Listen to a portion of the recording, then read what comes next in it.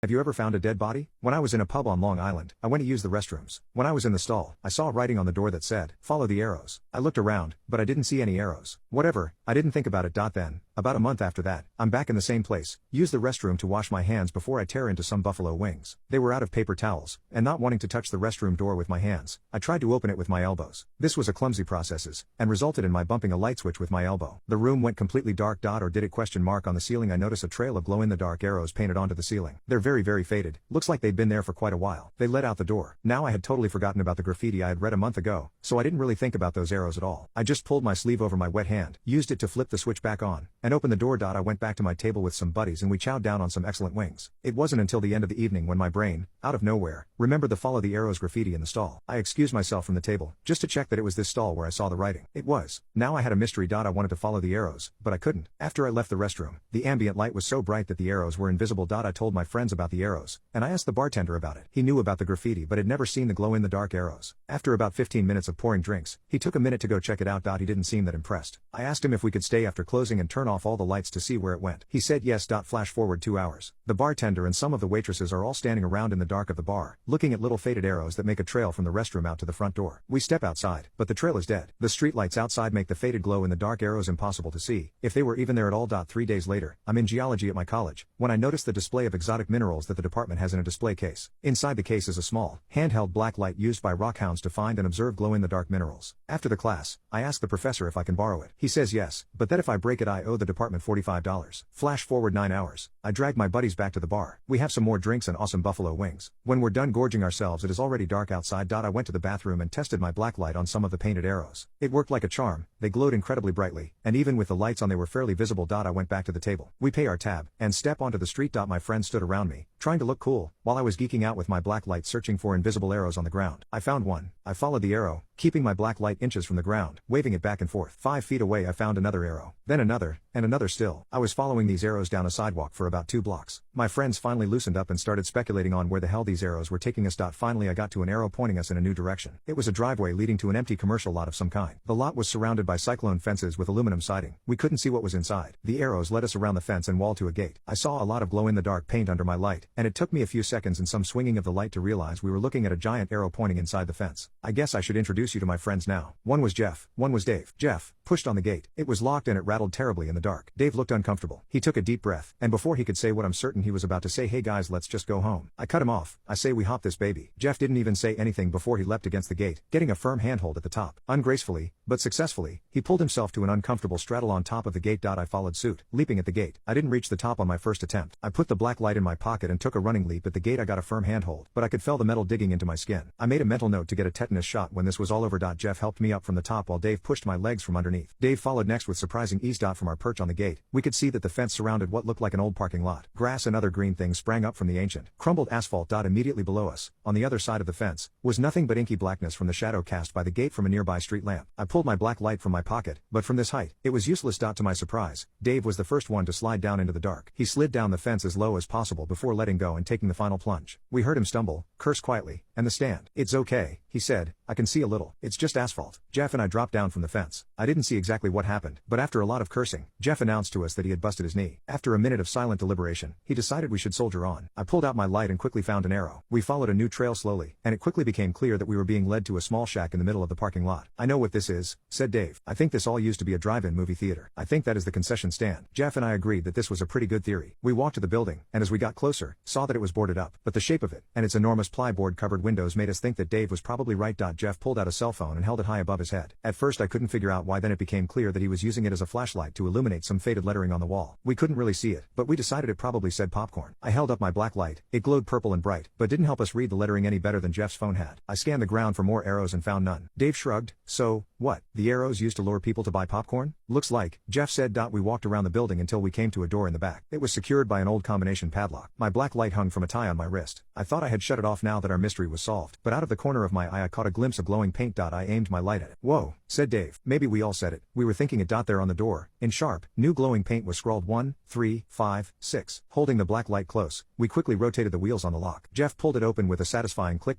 Pulling the padlock aside, we pushed on the old door. It creaked ominously, and got stuck when it was about a third of the way open. Jeff kicked his foot around the inside and moved an obstruction with thud. The door opened halfway now, and Jeff peeked inside. I can't see anything, he said. I peeked inside the door, shining my black light. It was useless. I cursed myself for not bringing a real flashlight. A black light and a cell phone were not enough to explore in there. It's useless, I said, as I pulled back from the door. Dave took his turn peering in. Just as I was about to suggest we head back to return another day, I heard a click, and a dim light appeared within the building. Holy poop, said Dave. I flipped the light switch, but I never thought in a million years that it would work. Jeff said, yeah, this place looks like it's been out of use for like 30 years, at least. Look at this parking lot. There are trees in it. Someone's still paying the bills, I said, and pushed on Dave to get him headed into the building. We walked in, and saw a surprisingly clean concession stand interior. There was thin coating of that strange sort of dust that accumulates in the absence of people. The sort of dust you would expect to find in an ancient tomb. The shelves were empty, and a cabinet stood on the far side of the room, doors closed. Dave walked to it and opened it cautiously. Holy, goat fucker, he said. He always had an interesting way with words. I looked past him to see what had impressed him. Jesus, I agreed. We were looking at shelves and shelves packed with candy boxes. But not just any candy boxes, really old stuff. I recognized Cracker Jacks and Hershey's, but the labels were ancient. I dropped my black light on the floor and grabbed excitedly for a giant box of Necco wafers. This has to be worth something, I said. Before I could examine further, Jeff said, dudes, check this out.